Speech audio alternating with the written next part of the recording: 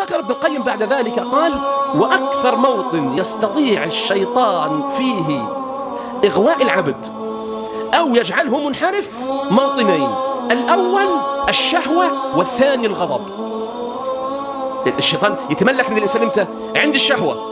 فإذا وجدت الشهوة فإنها لا تعمى الأبصار ولكن تعمى القلوب التي في الصدور. أو حال الغضب. لذلك أنت في حاجة أن تبتعد عن كل شيء يغضبك، الغضب والشهوة. طيب، فايدة كلام ابن القيم للسائل هنا إيه؟ فايدة كلام ابن القيم لنا إنه يقول لك انتبه من المعركة.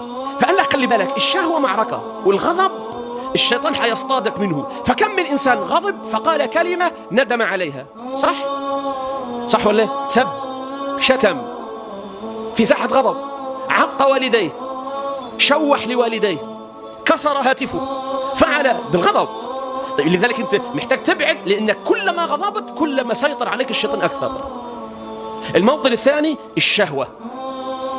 طيب، أنت شاب وعندك 17-20 سنة خلاص، وفي جامعة وجنبك بنات، أو شغال في مصنع وجنبك بنات. فهنا العلماء يقول لك إيه؟ اوعى تشعل نار الشهوة، لأنك أنت المتوقع تتجوز بعد كم سنة؟ 7-8 سنين.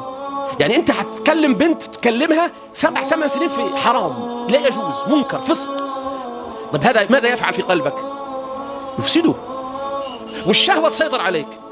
وأظن النظرة بتجيب إيه؟ علاقة، والعلاقة بيجيب كلام، والكلام خروجات، والخروجات بيجيب قبولات، والقبولات بتجيب كذا كذا كذا كذا، حتى يقع العبد في الزنا والمنكر والشر والحرام، ثم يقع العبد في عشق الصورة.